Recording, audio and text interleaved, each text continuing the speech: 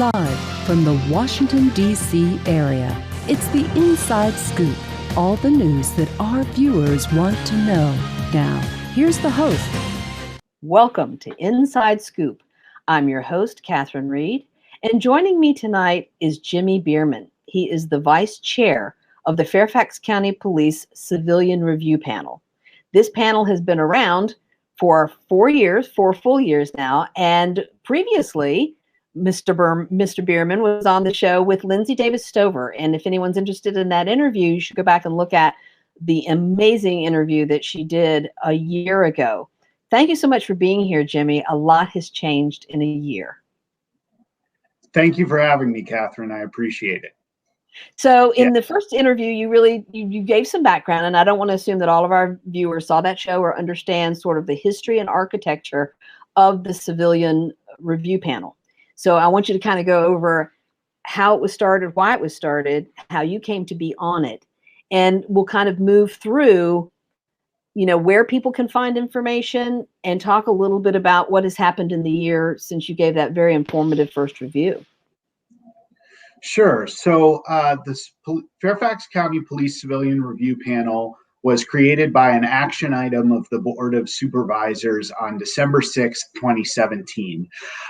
The panel was one of the recommendations of the Ad Hoc Police Practices Commission. The Ad Hoc Police Practices Commission was put together by then Chairman Sharon Bulova in response to the John Gear shooting by the Fairfax County Police Department. This was an incident that happened in 2013 in which Mr. Gear was on his front porch. He was unarmed when he was shot. There was a gun nearby, but he himself was unarmed. And this led to the Fairfax, to the Ad Hoc Police Practices Commission. And one of the things that came out of the Ad Hoc Police Practices Commission was a plan for civilian oversight of law enforcement in Fairfax County, making the Fairfax County one of the first jurisdictions within the Commonwealth of Virginia to have civilian oversight of law enforcement. And the plan that came out of the Ad Hoc Police Practices Commission was a hybrid model of civilian oversight. I call it a hybrid model because on the one hand, we have the independent police auditor. It's an individual, Richard Schott, who's the independent police auditor, and he reviews investigations involving the use of force.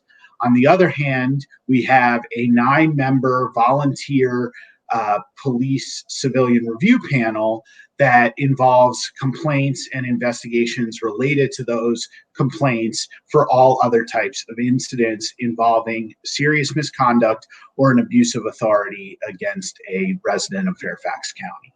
So we do not, the very first thing to know about the Police Civilian Review Panel is that we will not be reviewing use of force cases. Throughout 2017, things are made on paper in an action item, there's legislation, but then it takes quite a while to ramp up and to figure out what the panel is actually going to look like. So throughout 2017, the inaugural members of the panel put together panel bylaws based on what was in the action item. They came up with panel procedures such as a complaint form, what to do when a complaint comes in, everything from, whether there would be subcommittees to review complaints, how they would conduct reviews, what could be in reviews, things like that. And 2017 and 2018 were really foundational years in sort of setting up the processes by which the Police Civilian Review Panel would take complaints, which is its fundamental function. There are 3 purposes of the Police Civilian Review Panel.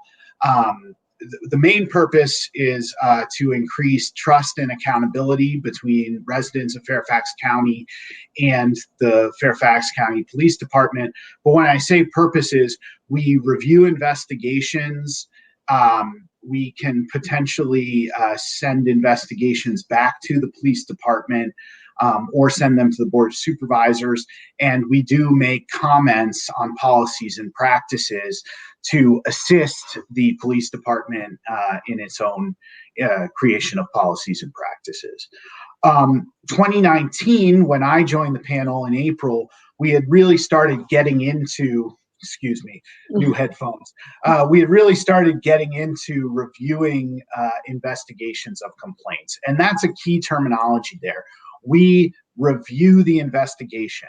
We look at an investigation into a complaint and we determine whether or not, in our judgment, the investigation was complete, thorough, accurate, objective, and impartial. Those 5 words are our 5 determinations. And we have a number of responses in response to an investigation. We can either concur with the findings of the investigation, that it was complete, thorough, accurate, impartial, and objective. We can say that something more has to happen in the investigation and we can send it back. For instance, you didn't interview this witness, or we had one investigation, for instance, involving a search of an individual, and the claim was that the search had been initiated in a discriminatory manner. Well, we asked that when they go back and investigate it, that they get an opinion on the legality of the search in the first place. Was this a proper search? So in that case, we sent it back. The police department went to the county attorney and got a legal opinion on the legal basis of the search that had occurred. The third option is to send it to the Board of Supervisors and inform the Board of Supervisors that, in our belief, the investigation is not complete and that more has to be done. So those are our core. That's the core of how we look at complaints and what we review. We do not, at the moment, have independent investigatory authority. We do not met out discipline. We do not, we're not on our own out there. But importantly, you asked about this past year, and there have been some big developments, obviously, in the country when it comes to civilian oversight and in the Commonwealth of Virginia. Following the murder of George Floyd in Minneapolis, there were protests around the country, and those protests were definitely hit home in Fairfax County. It was actually at the Fairfax Government Center that the Fairfax County NAACP held a car rally for justice, which with about 3,000 people, that Chief Rossler appeared at that rally and talked about how in Fairfax County there is civilian oversight of law enforcement. He talked about the panel in particular. Also, there was a very unfortunate incident about a week after that rally in which in the Gum Springs neighborhood of Fairfax, which is one of the oldest African-American neighborhoods in the county, in which an individual who I've watched the tape many times appears to be having some sort of mental health episode, was tasered by a police officer without provocation. And that incident also created outcry within the community, and it actually led to that police officer being charged by the Commonwealth's attorney and Chief Rossler speaking out against that particular police officer. Concurrent with those incidents and the national movement, the Commonwealth, the General Assembly was brought back into a special session in which it looked at a lot of police reform issues and criminal justice reform issues.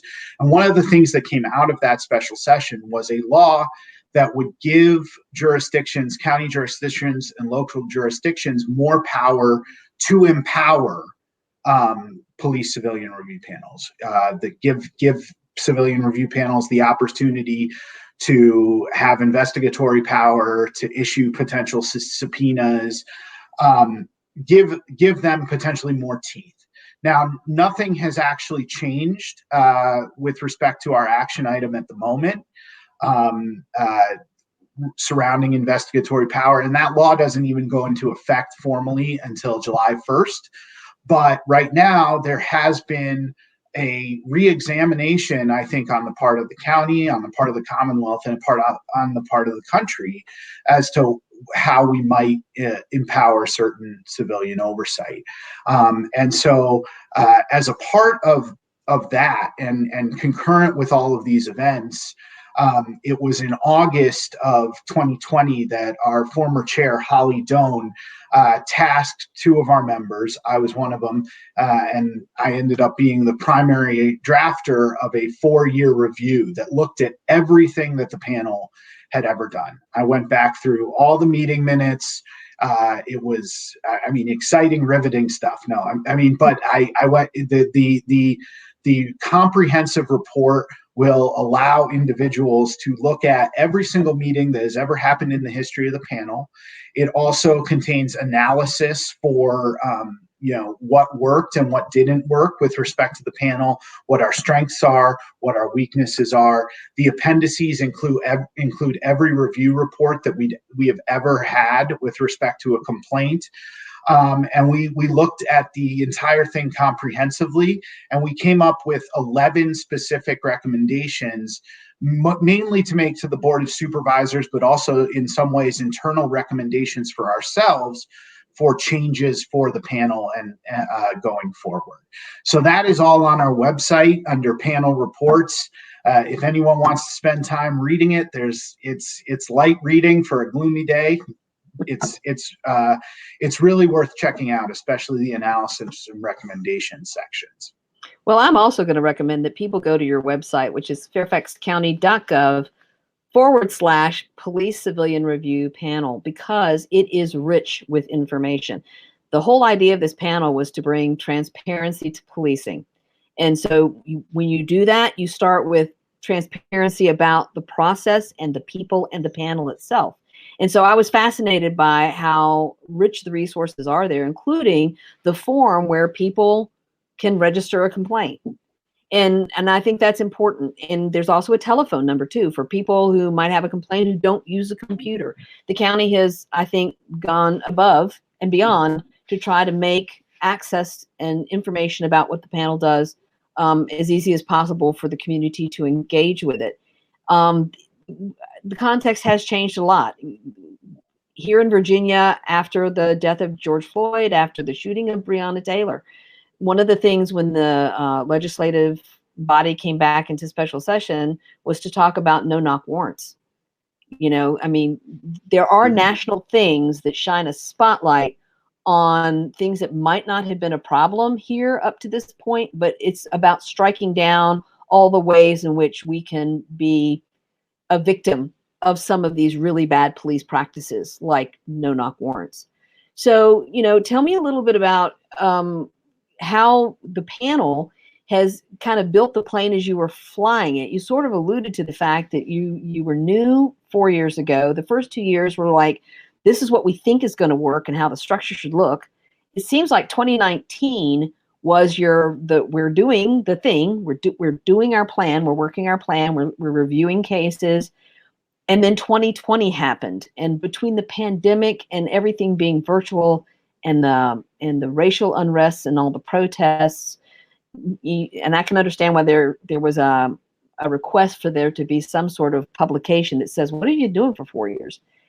But, going forward, what do you want the public to understand about, especially what you can't do, like interfere with ongoing investigations, and things that you can do, like looking for patterns and practices, which is a very interesting thing when you talk about things like racial profiling, car stops, or racial profiling in searches. Is that something that your panel is addressing? Is like, do we see patterns here that would indicate above and beyond a specific incident and a ruling on whether that search was legal or illegal? Do we see something more fundamental that we need to look at? So I think what I would want the public to understand, sorry, my audio just went haywire. So I think what I would want the public to really understand is that the panel has worked hard with the Board of Supervisors and with the police department to be able to explain itself better. And what I mean by that was that when the panel was first instituted, there was a big concern about anything that was involved in a police officer's personnel record being shared publicly. And our initial reports were very light on details. They did not discuss what the investigation had looked like. They did not discuss all of the facts of the case.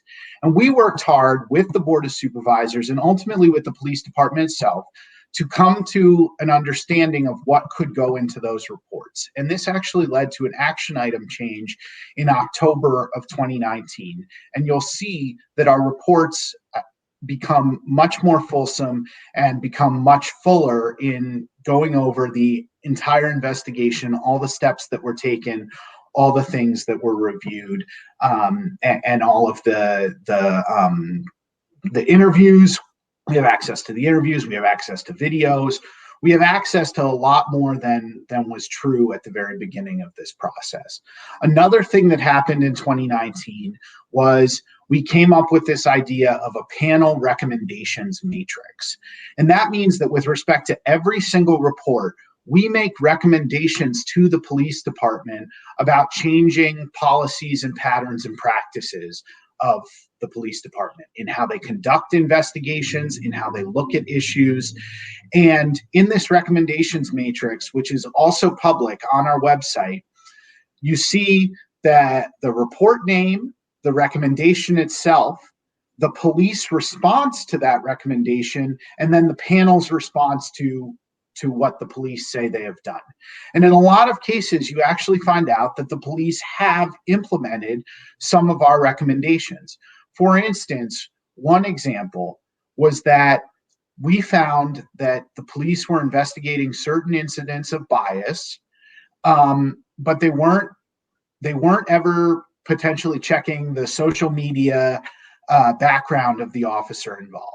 Now, this becomes especially salient in the wake of the incident at the Capitol and things that we have learned. But the truth is that sometimes, not always, but sometimes, an individual's biases can be reflected in social media. So if the police department is investigating a bias-related incident, we suggested that at the very least they should go look at what public social media is available, and they could use that as one proxy. So, and the police have started doing that. So what you see when you look at these various trends is you see that we have worked with the police in a push and pull, to be quite honest, but often in collaboration to make investigations better and to figure out better ways of leading to better police outcomes. Now, you asked the specific question about trends, and that's one issue that we have, which is that basically it goes back to public education in a way, and it also goes back to the way that certain complainants have even responded to police investigations. The truth is that we do get a lot of review requests, but we don't necessarily at the moment have a huge volume of review requests where I can say we have massive trends in this direction or that direction. Now, the way that a complaint and an investigation gets to the police civilian review panel, there are two ways. One way is that an individual goes and makes a complaint at the district station level, and it's investigated by the district station and often passed off to the Internal Affairs Bureau.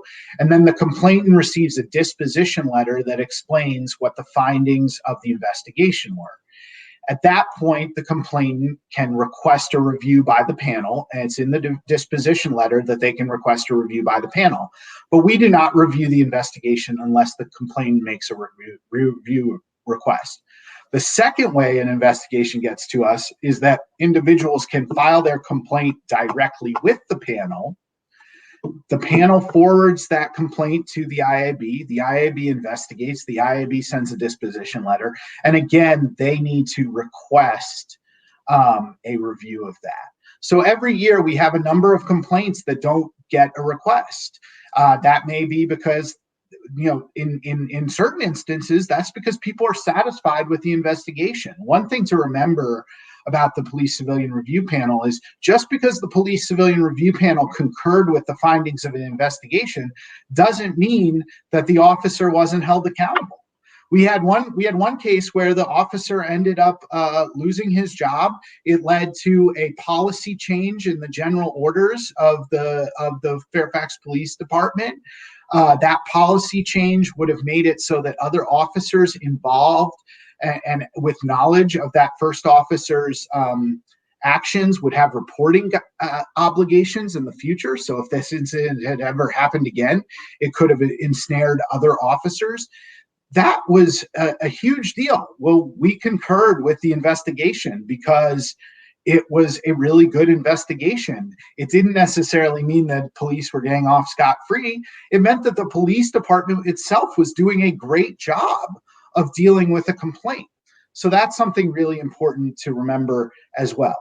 However, all that being said, one thing that we have suggested in the future, and this is part of the recommendations of the 4-year review, is, well, two things. One, that we need the resources, because we don't have the resources right now necessarily. We have 9 volunteers and we have administrative assistance from the Independent Police Auditor's Office.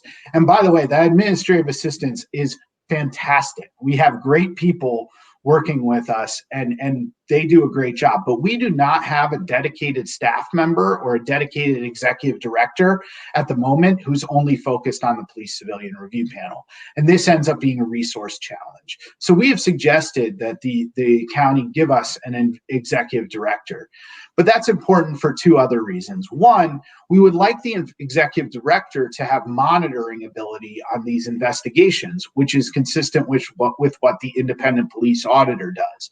The independent police auditor himself also reviews investigations, but he has monitoring ability throughout the pendency of the investigation to sort of watch what's going on. That was one recommendation. Another recommendation is that when the complaint involves a claim of racial bias, there should be an automatic review request. We shouldn't have to wait until there's a review request. And this is because these complaints are obviously, extremely, extremely important to the community. They also often involve,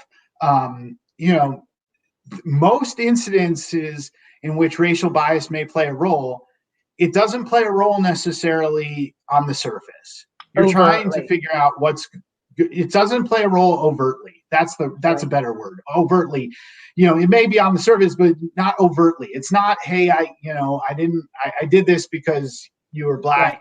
It's other things.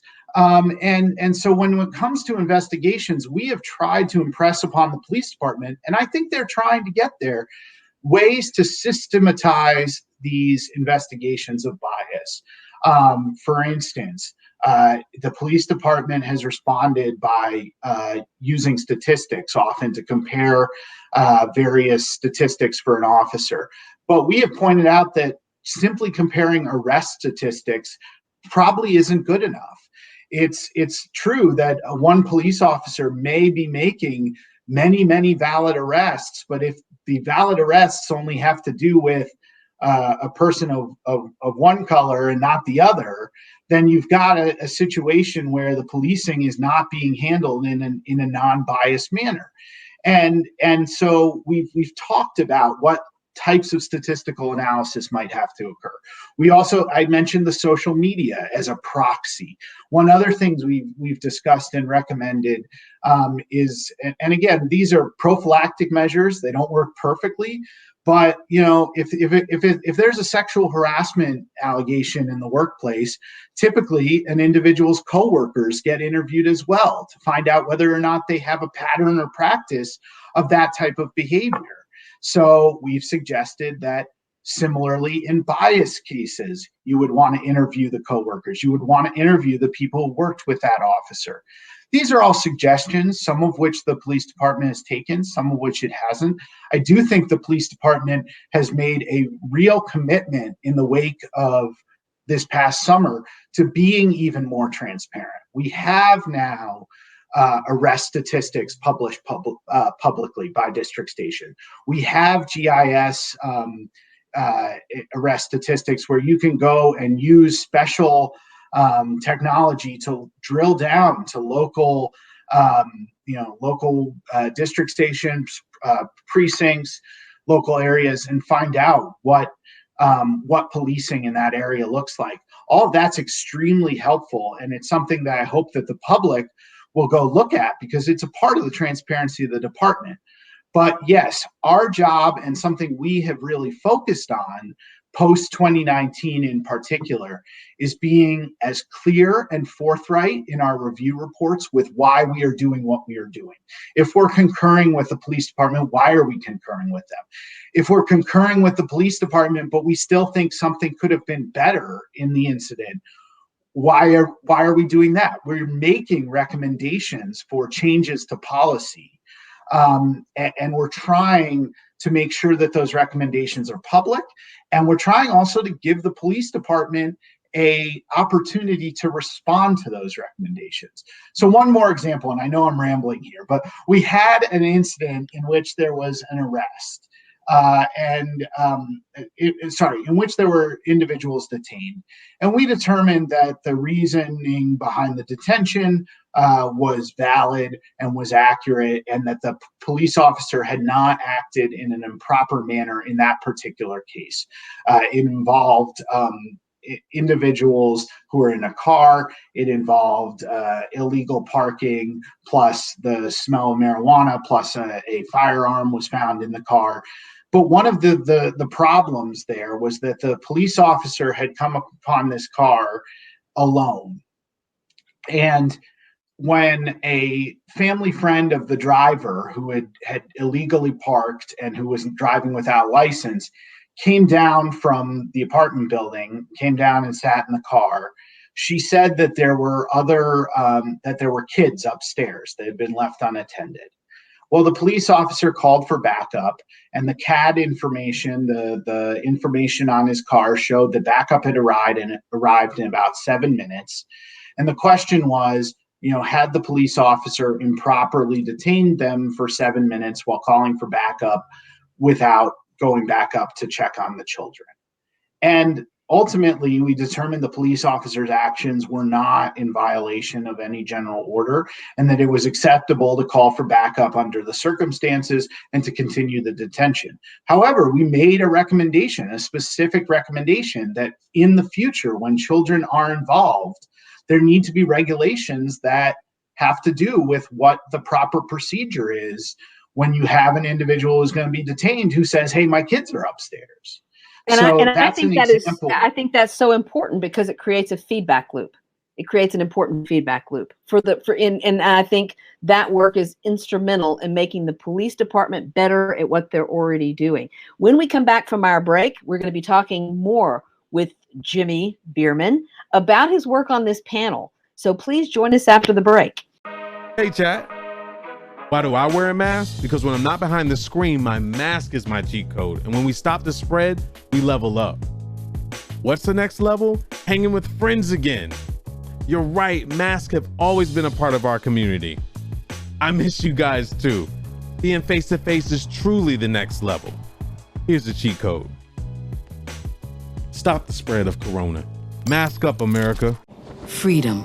It's at the core of who we are.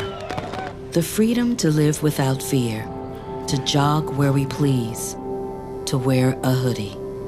The freedom to breathe. Before we celebrate the freedom most Americans have, we must fight for the freedom all Americans deserve. Because all lives can't matter until Black lives matter.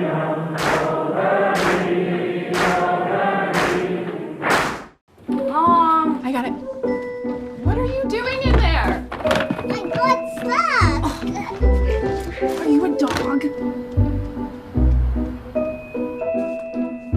I wouldn't do that.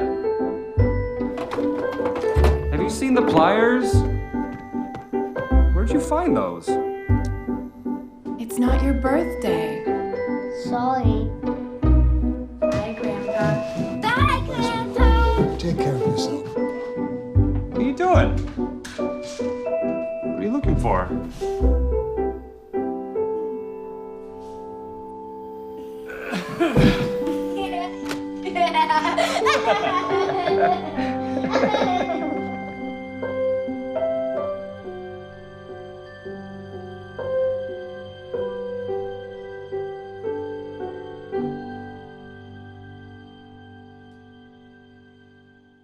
Our fight against coronavirus isn't over.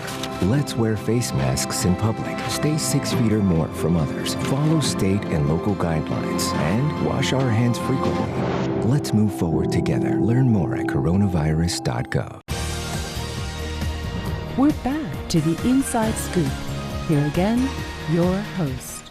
Welcome back to Inside Scoop. I'm your host, Catherine Reed, and tonight we're talking with Jimmy Bierman. He is the vice chair of the Fairfax County Police Civilian Review Panel.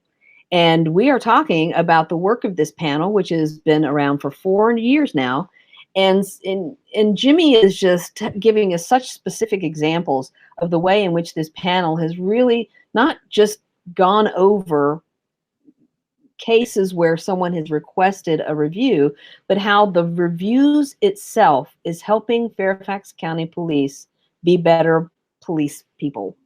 And so let's talk a little bit about, I think what's uppermost in people's minds right now, Jimmy, is sort of racial profiling, the racial unrest, the racial bias has been very much on people's minds. But there are 2 other categories of individuals, those suffering from mental health issues and those who have intellectual disabilities, specifically autism, which it affects people's cognitive processing abilities. And there have been in this county situations where it has not gone well when police are called for a mental health crisis or when they encounter someone that they are unaware is autistic and is behaving in a way that seems perhaps threatening when in fact the person themselves are threatened. So in your tenure on this review panel, how have you tried to take into account all of the different groups that might in some way feel that the policing in our county is not being, cognizant of their particular challenges? So we haven't actually had direct complaints about an incident with where a mental health issue or a cognitive issue was involved. But as usual, the Police Civilian Review Panel is trying to make recommendations and trying to work with the police on better practices. So what do I mean by that? Well, first thing, we have trainings with the Fairfax Police Department in which we've learned about all of the patterns and practices that they do have and how they handle critical incidents, and the fact that a fairly significant portion of our officers do actually receive critical incident training. And critical incident training focuses on de-escalation. It focuses on understanding that the situation is such that resorting to use of force and that treating it like like a different interaction is not gonna help. One thing though is, again, we always get to make recommendations, and we did have one case that involved an officer using a slur, frankly, involving with respect to people with cognitive and difficulties and mental cognitive problems. And we use that case as an opportunity to essentially make it known that such slurs have no place within our police department, that they can be hurtful, and that the police department needs to be cognizant of those members of our community and what they go through. And similarly, when we've had cases that have involved certain types of holds or certain types of arrest situations, we have, at least in meetings and at least in discussions with the police department, discussed the vulnerability that certain individuals with cognitive abilities can have in that situation, how the same type of arrest that occurs to a person, to someone without those cognitive disabilities, can turn disastrous in a different case. That is information that we've impressed upon the police department. As far as I know, the police department has taken that all to heart, and had already taken that to heart, frankly, before we'd even talked about it. But this is a big part of what we do. It's not just, you mentioned racial bias cases. Not every complaint deals with racial bias. In fact, I believe the majority don't. It's simply, it's our job with whatever complaint is before us to try to work with the police department and recommend positive solutions. Here's another example. I mentioned earlier that there was a case that we concurred with, an investigation we concurred with, where it had actually led to policy changes, and the officer had unfortunately had lost his job. And in that incident, one of the claims in the incident is that an individual had been treated improperly during his detention and subsequent interrogation. The individual said that he wasn't allowed to put on his seatbelt. The individual said when he was in the interrogation room, it wasn't videotaped. He was yelled at. He was, a bunch of things that were unacceptable. Not that there can be never yelling in it, but the things that were unacceptable. And one of the things that came out during that investigation was that currently the policy in Fairfax County does not require that all interrogations be videotaped. What it does require is that a second police officer is there watching the video, but it doesn't require that they all be videotaped. That's just not part of the general orders. So what did we do? We made a recommendation. Videotape every interrogation, not just for the purposes of protecting the individual involved, but also to protect police officers from claims of what happened in the interrogation. So I'm not sure whether or not the police department has fully implemented that yet. Actually, I know that it has not responded to our recommendation yet, because that was made in a report at the beginning of the year that has not yet been subject in our recommendations matrix to a response. But we were very clear: every interrogation and discussion should be videotaped from now on. Now, that's a perfect example, though, because there we ultimately did concur with the investigation. As I said, it led to a policy change. In that case, there was an officer who the complaint was originally about about the detention of the suspect and the interrogation. During the course of that investigation, it came out that the officer had been using some tactics some undercover tactics, without ever clearing it with anyone or disclosing anything to the Commonwealth's attorney. He was using a cell phone app to set up drug buys. Then he would show up on the scene in uniform, arrive, say he smelled marijuana or whatever, and initiate a stop and detention. Well, that was obviously, to me as an attorney, that was a big problem, because he wasn't disclosing to the Commonwealth's attorney, he wasn't disclosing to the defense attorneys that is how the situation had been set up, that there had been a potential entrapment defense. Now, in truth, that's how undercover drug buys happen, and that is a legal police tactic.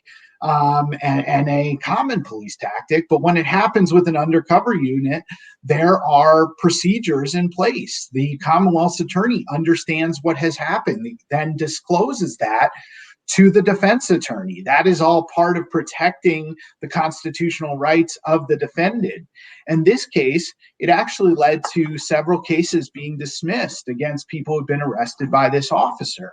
It also led to the department deciding to make a clear general order saying that such tactics should never be used without the express consent of your commander, because this guy was off doing this. And some of the other police officers sort of had an inkling that he might be doing this. But one thing they didn't know was that he wasn't disclosing it to anybody. They didn't know that he hadn't turned over any evidence to the Commonwealth's attorneys.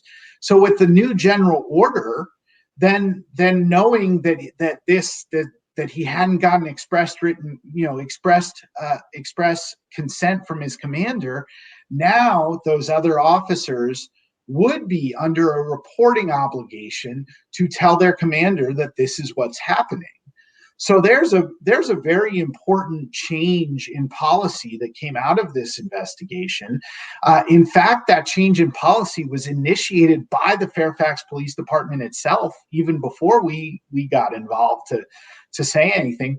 But I think that's an example of how the system can work, how civilian oversight working with the police department can work. Because frankly, if that policy change hadn't occurred, you know that the Police Civilian Review Panel would have said, hey, that's a big problem. You need to work on that as well. That needs to be a change. And so can we talk, let's just put a pause here just to talk a little bit about perception as reality, first of all, and the fact that policy impacts process and procedure, right? So the process and the procedure says this is the way we've always done it, until a policy comes along that says, but it's either not the best way to do it or there's a better way of doing it. But then the perception that many people have about the police becomes their reality. And this is where sort of the climate in the national press, some of the things that have happened, George Floyd and Breonna Taylor, and images of children being handcuffed and put on the pavement while officers stand around, or a child, a 9-year-old, being handcuffed and thrown in the back of a police car and maced. Even though that didn't happen in Fairfax County, these national stories become people's perception of what policing is in the main. This is what policing is, even if it's not happening here in Fairfax County. So talk a little bit about how you're really trying to help people to understand, or the police department particularly to understand, that the perception people have of local policing isn't just based on what our police department's doing, and that there is real benefit to tying better policies into cleaner process and procedures. And that seems to me is the example you just gave us. Yeah, so look, I'm not here to say that the Fairfax Police Department never makes mistakes or that it's perfect. And I'm not here to say the opposite, that it always makes mistakes. I'm here to look at the cases that come before us and to do the best job that we can to lead to better policies. And I think one thing that my 4-year review talked about was a very potentially ironic conclusion about the first 4 years of the Police Civilian Review Panel. And it had two potentially competing or opposite analytical determinations. The first is that things have gotten a lot better as we have formed a better partnership with the police, as there has become a better understanding between the police department and the Police Civilian Review Panel of our aligned interests, which are to enhance trust and legitimacy within the community. As we have gotten to having quarterly meetings, we now have quarterly meetings with the police department where you have the chief of staff of the chair of the board of supervisors, the police chief, the chief of staff of the head of the public safety committee of the board of supervisors, that's Rodney Lusk right now, and the chair is Jeff McKay, and the Police Civilian Review Panel meeting and getting together and talking about what's been going on. That has been something that has led to really good outcomes and has led to more transparency, like our recommendations matrix. On the other hand, the sort of competing analytical determination and conclusion is that it is absolutely essential that the police civilian review panel maintain as much independence as possible. So I'm saying, on the one hand, it's good when we work with the police. On the other hand, we need to be independent.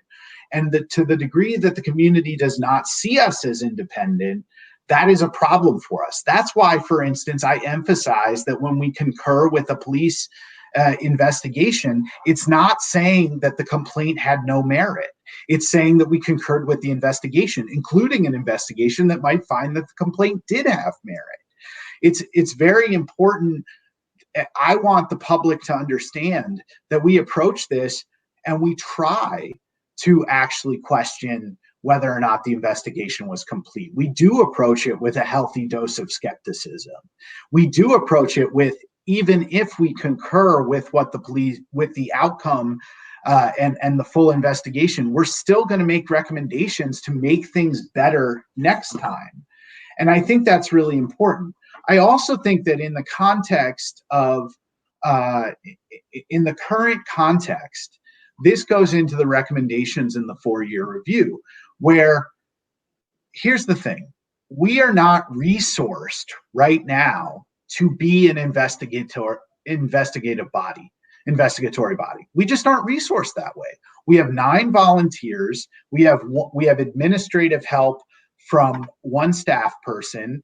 We sometimes 2, but really 1 staff person, and we don't have our own investigators. We don't have people to go out and do interviews. That's one of the reasons why we say we need an executive director, so that the executive director can monitor investigations, and so that potentially, if we were given some level of investigatory power, we could use it. And it wouldn't mean that 9 volunteers needed to show up in a room to conduct an interview at one time. It would mean that an executive director could conduct interviews on our behalf in a way that was independent of the police interviews. In fact, in the recommendations section of our 4-year review, we recommend that we be given some limited subpoena power and limited investigatory power so that we could go and interview, say, up to 3 witnesses and the complainant about what had occurred,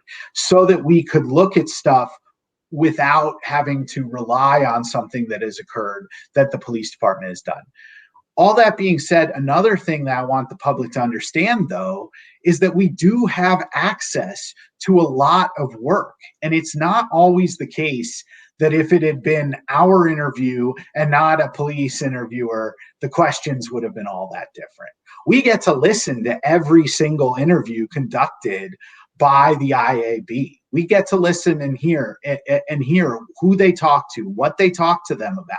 If we thought that they didn't ask questions that they should have asked, we have the ability to send it back and say, hey, you need to interview this person again.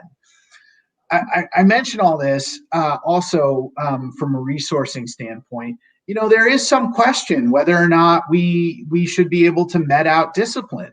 Again, we're talking about an under-resourced group of volunteers here. So we did not ultimately make the conclusion that we should be able to met out discipline. But you can best bet that we often do, consider whether or not to make a recommendation about discipline that should occur. We do think about what should happen in an incident. And also, we have, at this point, sent back a number of complaints for additional investigation. And very importantly, the last complaint that we reviewed in person before the pandemic involved an individual who was pulled over in his own parking lot at his apartment building. And what happened was that the officer had spotted this individual, a young Black man. He had gotten the sense that something was amiss. He had pulled a U-turn and followed this young Black man, who had immediately, at a traffic light, driven straight into an apartment complex, immediately taken the first right within the apartment complex, and then found himself at his apartment building. And the police officer the way, Chief Rossler came and admitted that the police officer acted in a hyper-vigilant manner that was not correct, that it should not have occurred the way it did, because the police officer said, well, if this guy were involved in drugs, he would have taken the first turn at the light, which was going in there. He would have turned into the first parking lot. He would have had an air freshener in his car, which he did. The police officer looked up the plate in this incident, and he didn't bother to scroll down on the plate, so he saw a Norfolk address and a woman. Well, it turns out that the young man was from Norfolk, and if he'd scrolled down on the registration, he would have seen that the young man's name was on the registration as well. When he went and approached the car, the young man said, why are you talking to me? He didn't answer him, which made the young man significantly more nervous and scared, which then the police officer interpreted as evidence that he was hiding something. Everything went wrong in this situation, as far as I'm concerned, and as far as Chief Rossler was concerned. Everything went wrong. When they did this investigation, they said everything went wrong, but they said that there was no bias involved. Well, we didn't agree with that necessarily. We didn't think that the investigation had accurately or completely looked into the bias issue for a number of reasons. We felt there wasn't a systematic and systemic review of whether bias or implicit bias may have played a role. So we sent it back and we requested an additional investigation. That's where I said we use the prophylactic measure of you should interview this individual's coworkers. We also asked for a more comprehensive and more useful comparison of statistics, comparing, this police officers' consensual encounters with Black individuals and with white individuals. What we found out there was that they didn't, according to the police department, have all of the statistics and have all the records that would have allowed them to make a meaningful statistical analysis. And one thing that the police department did is it wanted to compare consensual encounters in which no probable cause had arisen, but not consensual encounters in which probable cause had arisen. And that's what I was talking about earlier. We said, well, here's the problem. It could be that probable cause arises multiple times because an officer is really good at spotting, potential drug activity. But if they're only spotting that potential drug activity among Black individuals and not among white individuals, and here we have an individual who was engaged in no potential drug activity at all, did nothing wrong, and everybody agrees he did nothing wrong, then we might say that bias may have played a role in this incident. Ultimately, we decided that we did not feel that the investigation was complete, in part because they did not follow our recommendation that they go interview the officer's coworkers. We didn't think it was complete, thorough, accurate, and impartial, and we told the Board of Supervisors that. And ultimately, the board voted 8-1 to send the investigation. Sorry, 9-1, not 8-1, to send the investigation back to the police department. So we have not. Sometimes it comes up, people say, well, the police civilian review panel never disagrees with the police. That isn't true. We do disagree with them, and we do speak with that voice. And not only have we disagreed with them on an incident like that, but we disagree with them when we make certain recommendations and ask for new policies. That's kind of what I want people to know about the panel. And I think, that there's a lot of, again, I'm not here to criticize the police or to say they're perfect. I think there's actually a lot of really good stuff that's going on in Fairfax County in terms of transparency and in terms of a police department that is, I think, as transparent as just about any in the country right now with providing GIS data. A police department that I know offers implicit bias training to its officers. A police department with a program to try and increase diversity hiring so that it looks more like the community it polices.